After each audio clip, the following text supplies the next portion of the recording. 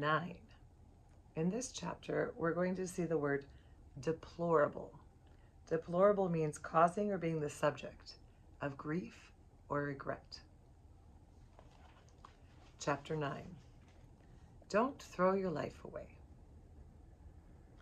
Getting out of Calcutta proved more difficult than Adoniram had imagined. The missionaries played a cat-and-mouse game with the East India Company, always trying to stay one step ahead. The Knotts and Gordon Hall had finally managed to book passage on a ship and sneak out of Calcutta without being detected by East India Company officials. They headed for the island of Ceylon, off the southeast tip of India, where they hoped to establish a mission station. Adoniram and Anne and Luther Rice tried to do the same aboard the Creole.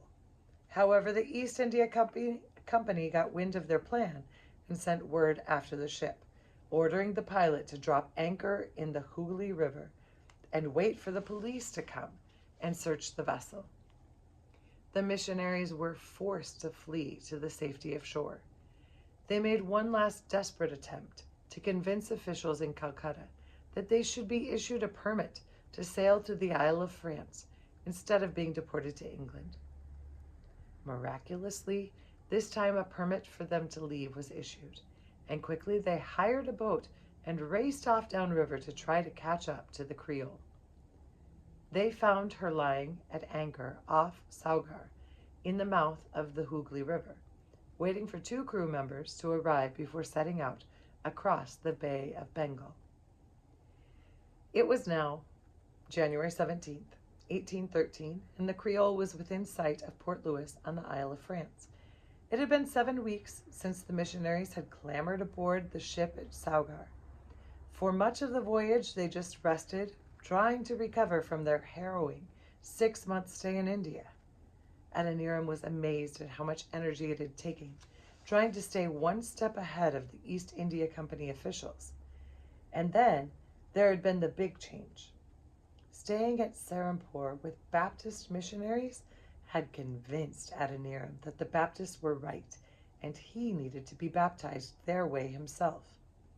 Much to his surprise and delight, Anne had been studying the issues herself and agreed with him. Together, they had been baptized by William Ward. William Carey and the other missionaries at Serampore had been careful not to try to influence Adoniram or Anne in any way. If they were Congregationalists, that was fine for them.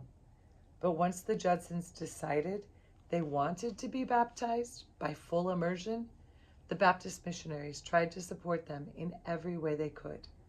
They even offered to fund Adoniram and Anne's missionary work for a year while they waited to hear whether the American Baptists would accept them as their missionaries. William Carey himself had written a letter to Baptist leaders in the United States, commending Adoniram and asking that he and Anne be accepted as their first foreign missionaries. When they left Calcutta, Adoniram and Anne had not yet received a reply from the American Baptists. "I wondered what Harriet will say about our no longer being Congregationalists," pondered Anne, as the buildings of Port Louis came into view. "Do you think she will mind?" she asked Adoniram. "I doubt it, Anne. You two have been best friends for years. I'm sure Harriet will get over it. And although we won't be able to work in the same mission, I'm hopeful we will be close enough so you can see her often." "And the baby," interjected Anne. "I can't wait to see the baby. It must be 2 months old by now. I wonder whether it's a boy or a girl. And what did they name it?" Her eyes danced with anticipation. "Here comes a boat alongside now. Perhaps it will have some news," said Adoniram. "Look, it's Samuel," said Anne, racing to the side of the ship.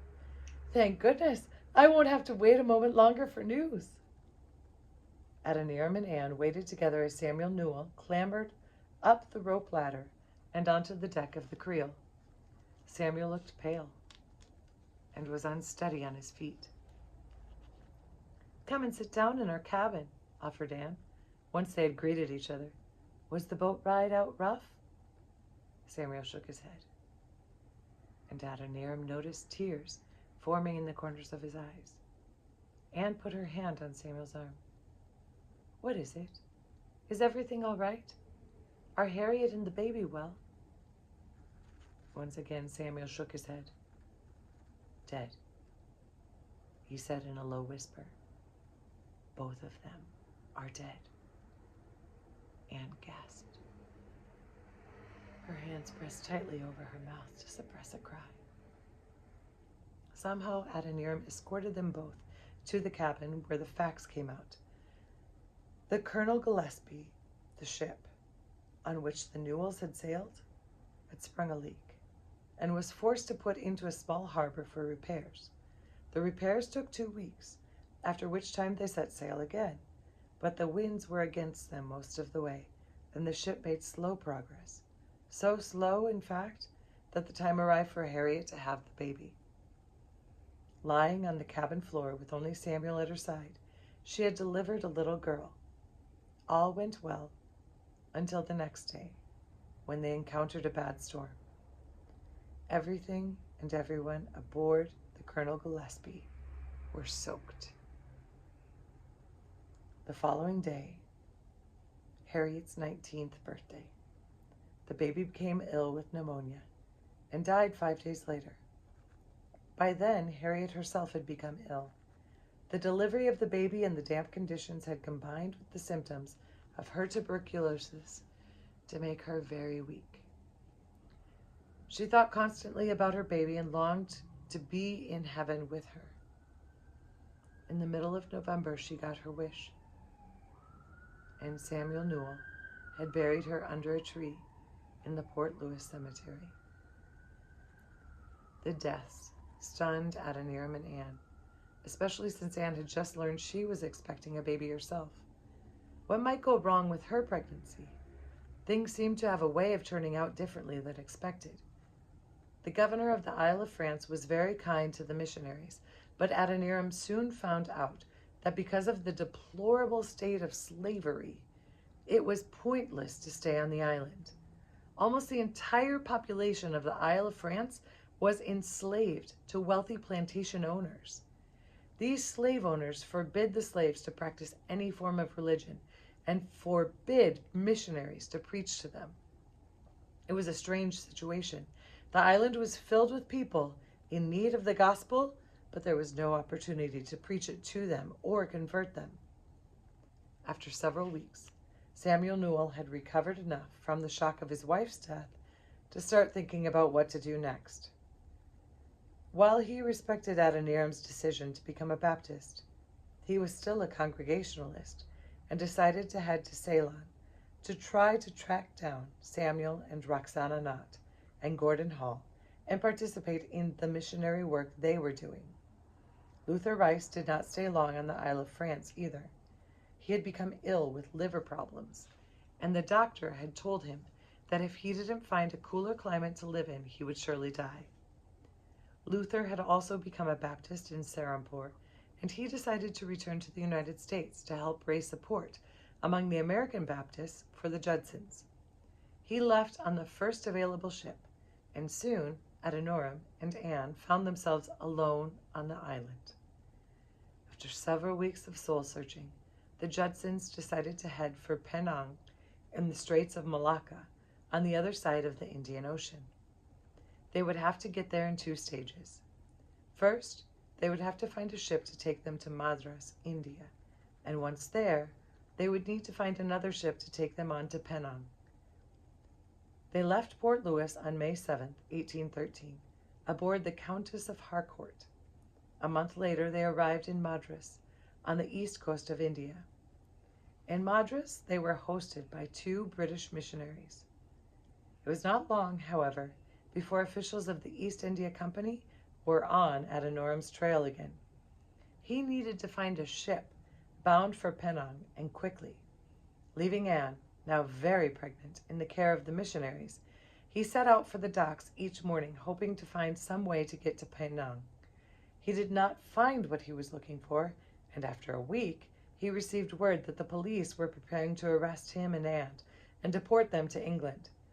He began desperately looking for a ship that would take them anywhere but to England. Adoniram finally found a ship, the Georgiana, which was due to set sail the following day. The ship was a Portuguese vessel, and her name was a lot grander than her appearance. She was dilapidated, and she listed to starboard, but she was afloat and was scheduled to leave the next morning. That was a lot more important to Adoniram than her appearance. "Where is she bound?" he asked the shipping agent, not much caring whether it was Penang or Madagascar. "Rangoon, Burma," came the reply. For once, Adoniram was speechless. What should he do? He hurried back to Anne and laid out the choices for her. If they stayed one more day in Madras, they would be arrested and sent to England. Or they could board the Georgiana, as unseaworthy as she was, and sail to one of the most inhospitable places on earth, a place that every missionary they had met so far had warned them against going to. Finally, Adoniram took his wife's hand. "You have a baby coming. What do you think we should do?" he asked. Tears welled in Anne's eyes.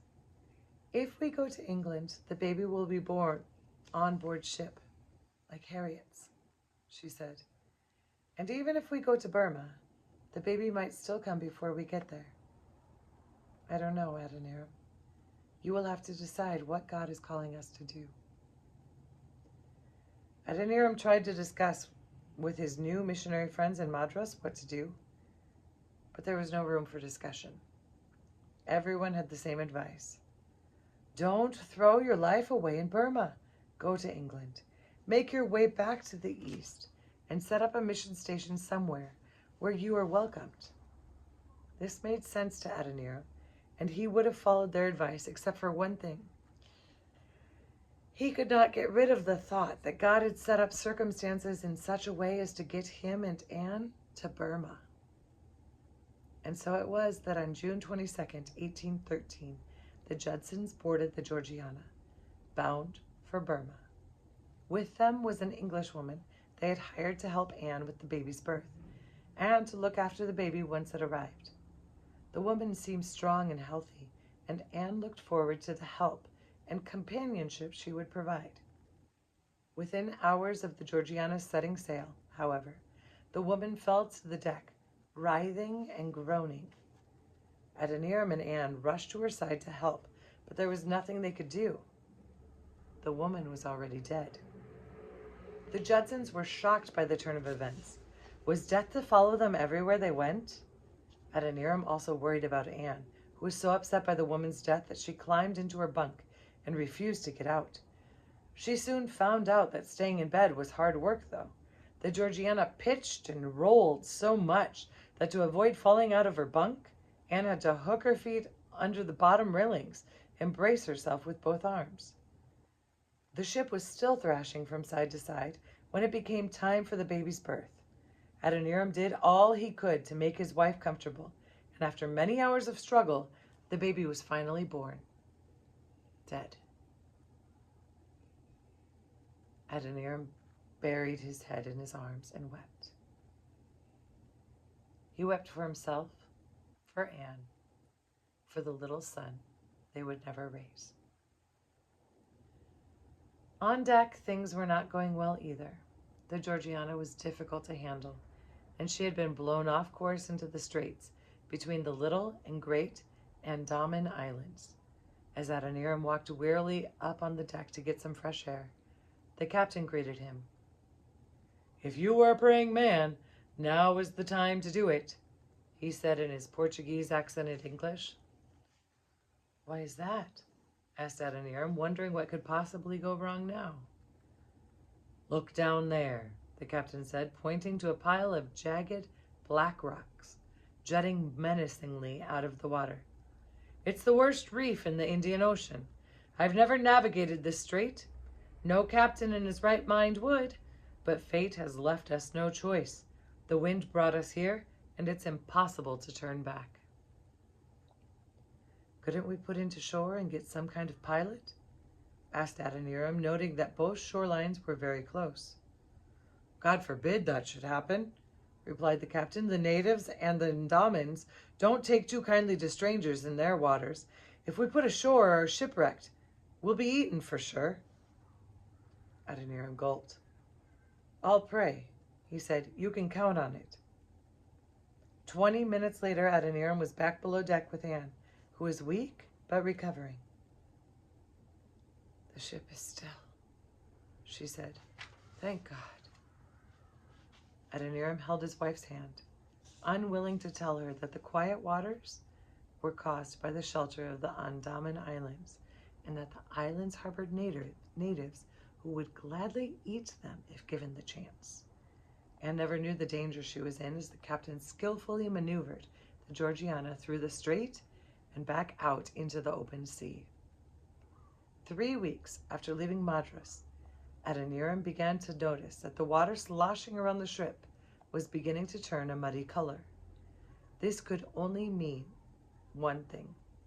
They were near the delta of the Irrawaddy River. The next day, July 13, 1813, the Georgiana dropped anchor in the mouth of the Rangoon River, a channel of the Irrawaddy that ran across the delta to the sea. The river mouth was nearly a mile wide and was flanked by low banks thick with swamp grass. They laid at anchor until a pilot came on board to guide them upriver. As they began to move upstream, Adoniram stood on deck and stared at the country he had been planning for 3 years to make his home. They passed many small fishing villages with rickety houses built on stilts above the water. As he looked upriver, Adoniram could see something glistening in the afternoon sun over the tops of the trees. If he had not read about the Shui Dagon pagoda in Michael Syme's book, An Account of the Embassy of the Kingdom of Ava, he would have been puzzled as to what he was seeing. However, from Syme's book, he had learned it was the tallest of 10 pagodas that had taken centuries to build. The pagoda stood over 400 feet tall and was covered in pure gold. Inside were housed some of the most sacred Buddhist relics. Thousands of pilgrims came to pay homage to the Buddha each spring, and every 3 years, a new layer of gold was hammered over the existing one. As the ship got closer to Rangoon, Adoniram discovered that the city was not merely as grand as the Shui Dagon pagoda, nor was it at all like Calcutta. Rangoon was nothing more than a hugely overgrown village. There seemed to be few permanent buildings.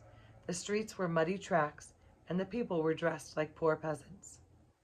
When the Georgiana finally anchored off Rangoon, Adoniram went ashore for an hour before nightfall.